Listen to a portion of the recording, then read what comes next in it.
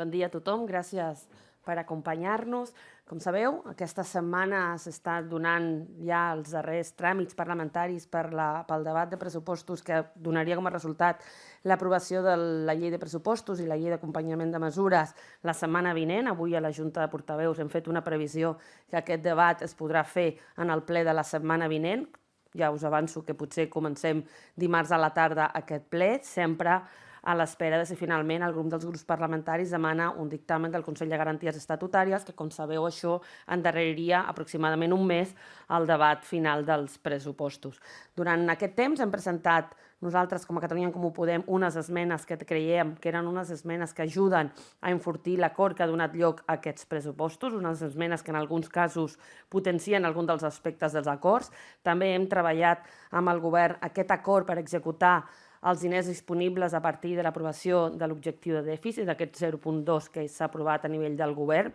Durant tot aquest temps hem estat revisant les esmenes que han fet altres grups i aquest dijous a la Comissió d'Economia es farà el debat i la votació d'aquestes esmenes. Només algunes de les esmenes, perquè us feu una idea,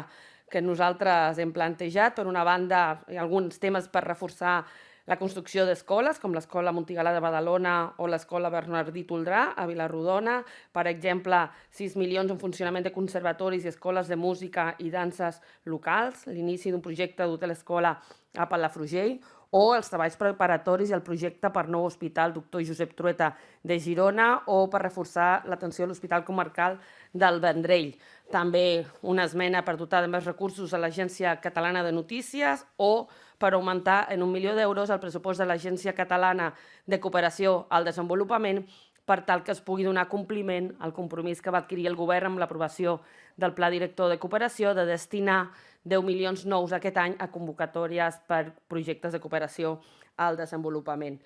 Això pel que fa a tot el tràmit pressupostari, que sabeu que ens ha tingut aquestes setmanes bastant absorbits, i d'altra banda voldríem fer referència a la dimissió del conseller Alfred Bosch. Com sabeu, va dimitir ahir a la tarda. Nosaltres creiem que el conseller Bosch ha hagut de dimitir ara perquè en el seu moment no ho va saber fer, no ho va saber aturar-ho i no va saber prendre les mesures que s'havien de prendre amb tota l'efectivitat necessària. Nosaltres creiem que efectivament ha d'haver-hi tolerància zero cap a aquest tipus de comportament masclista, cap a aquest tipus d'agressions masclistes, i creiem que la dimissió del conseller Bosch és una conseqüència inevitable de la mala gestió que va haver-hi d'això. Nosaltres creiem que ara el govern també s'ha de fer responsable d'aquesta situació. Demanem que s'investigui què és el que va passar. Demanem que hi hagi mesures de reconeixement i de reparació a les dones que van treballar al Departament d'Exteriors i que van patir aquesta situació incòmoda, aquesta situació de violència masclista i d'agressions i assetjament sexual